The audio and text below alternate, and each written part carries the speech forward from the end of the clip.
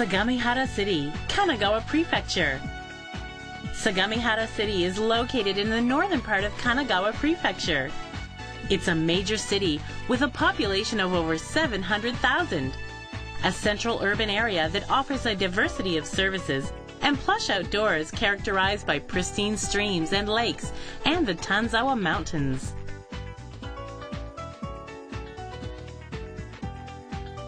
Waste generated in Sagamihara is treated at the Minami Waste-to-Energy and Recovery Plant and Kita Incineration Plant.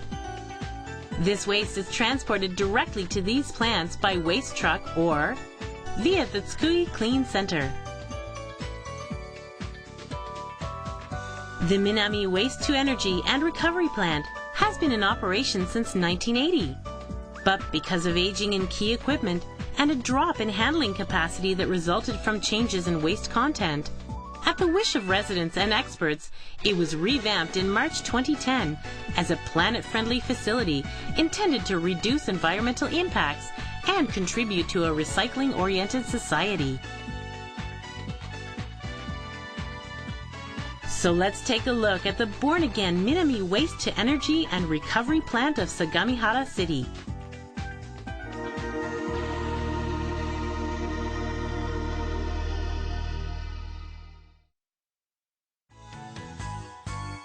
Around the Minami Waste-to-Energy and Recovery Plant are a large natural park, a university, greenhouses, and public facilities like a heated pool. The Tanzawa Mountains as well can be seen in the distance.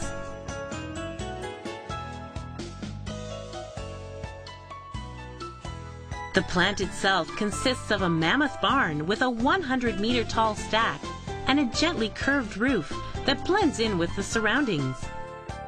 It has about 24,000 square meters of floor space, and its 3 furnaces can handle 525 tons of waste a day.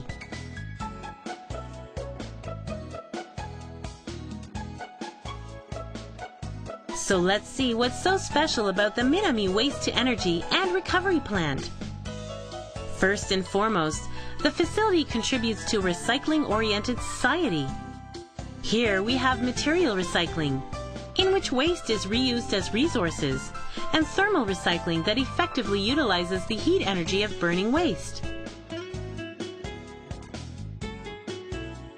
Iron and aluminum mixed in with waste are sorted out as resources.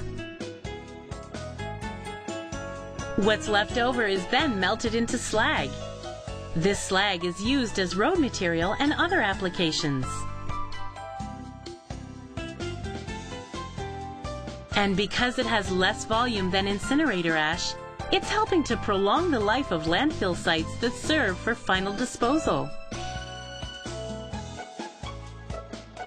The incinerator ash from the Kita Incineration Plant is also brought here for melting into slag.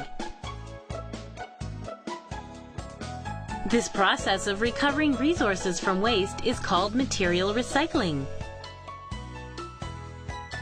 The heat energy that is generated in the waste treatment process is used to generate power for the facility. Any surplus electricity is transmitted to electric power companies. This heat is also effectively used for plant cooling and heating and for making hot water, and is sent to a nearby swimming pool and greenhouses, and to the Asamizodai Environment Office. This process of using the heat energy inherent to waste is called thermal recycling. Through such material recycling and thermal recycling, the facility is contributing to a sound material cycle society. A second feature of the facility is that it's environment friendly. In addition to the material recycling and thermal recycling mentioned earlier, energy conservation technology has been introduced to tap the natural energy in sunlight and rainwater, and to cut back on power and water consumption. The effective use of all available energies is helping to reduce carbon dioxide emissions, the chief substance blamed for climate change. Moreover, high-tech exhaust gas treatment equipment has been installed to reduce the emissions of toxic substances, such as dioxins, and to prevent pollution. Another highlight of the facility is that various efforts have been made to ensure safety, complement the surroundings, and lend itself to environmental studies.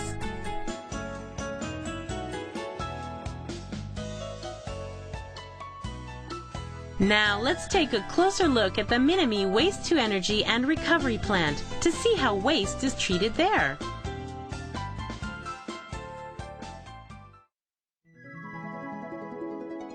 The waste that normal households dispose of is transported to the Minami Waste-to-Energy and Recovery Plant by garbage truck. First, that waste is weighed on a weigh machine.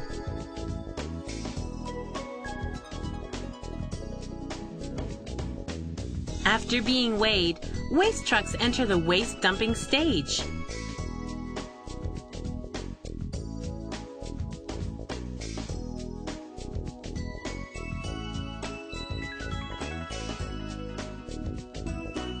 The waste trucks that have already been weighed on the weigh machine and entered the waste dumping stage dump the waste into a waste bunker through this big door.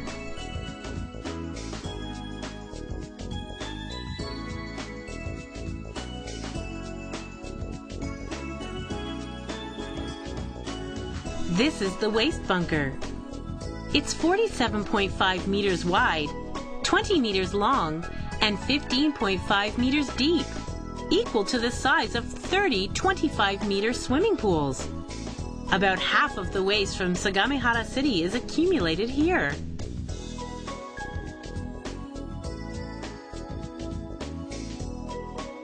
A waste crane stirs the waste that's dumped into the waste bunker. Stirring serves to homogenize the waste, which makes it easier to handle. This waste crane can be run under automatic control or operated manually by a crane operator. The waste crane is then used to dump the waste into a waste charging hopper. The waste that's loaded into the waste charging hopper is shredded into small pieces by a shredder. The small pieces help keep the process of handling waste stable. The small pieces of waste in the shredder are then fed to a fluidized bed gasification furnace by a waste feeder. This is the fluidized bed gasification furnace. It contains sand kept at a temperature of 500 to 600 degrees Celsius.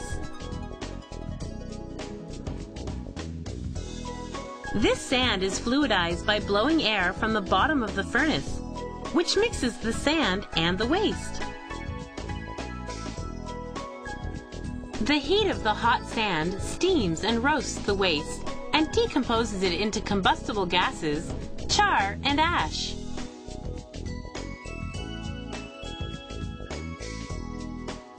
The sand also serves to polish any iron and aluminum in the waste, so that they can be recovered in a clean state before they oxidize. This makes it possible to effectively recycle the resources that remain mixed in with the waste. Next, the unburned gases, char and ash, are fed into a melting furnace.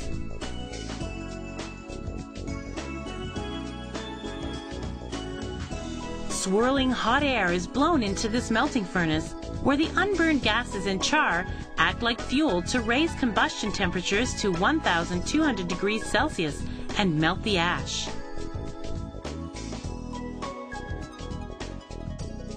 This high-temperature combustion also decomposes harmful dioxins. The melted ash is then dumped into the water tank of a slag quencher, where it is rapidly cooled and solidified as slag. This slag is crushed, pulverized, and classified, and then stockpiled into a slag bunker. Slag that clears JIS regulations is used as road material in order to complete the final leg of material recycling.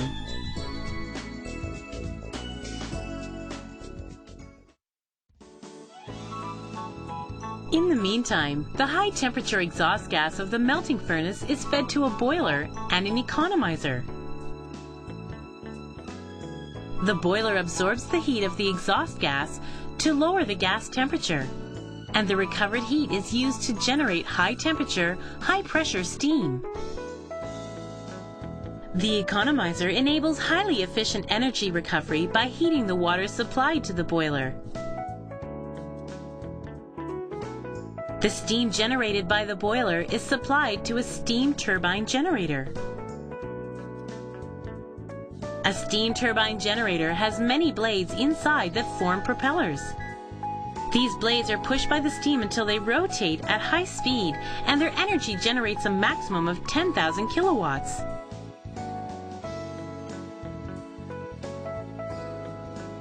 The electricity from the generator is used in various ways, such as an on-site power source for machinery and equipment. Any surplus power is transmitted off-site so that it can be effectively used elsewhere. And besides using the steam for plant cooling and heating and for making hot water, it's effectively used for the swimming pool and greenhouses nearby.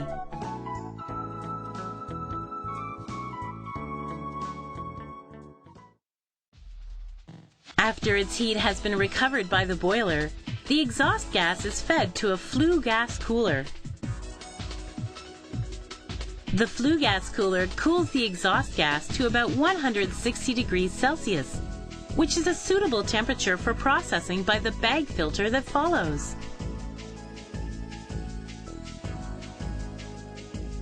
The bag filter removes dust, dioxins, and other harmful substances from the exhaust gas using a cone-shaped filter.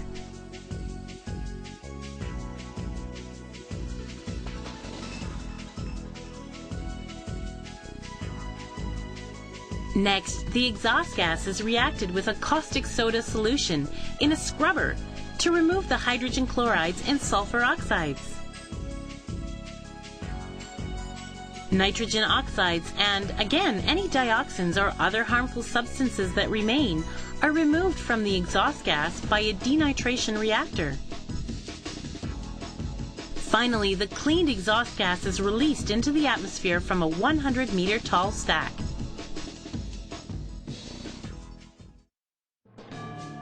The central control room is where all of this equipment you have seen is monitored and controlled.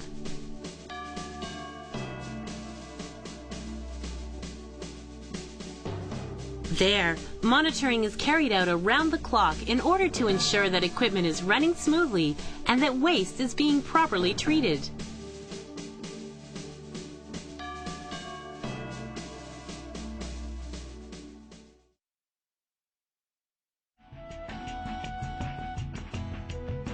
Today, environmental problems are global in scale, as witnessed by climate change and the world's depleting resources.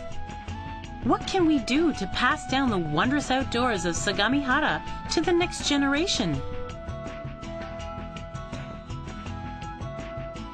For a recycling-oriented society, it's important to convert to a lifestyle that does not generate waste by promoting the following 4 R's. Refuse. Not accepting or using things that will eventually become waste reduces how much waste we generate. Reduce. Using things with care reduces waste. Reuse. Using things over and over reduces waste. Recycling. Using waste as resources reduces waste.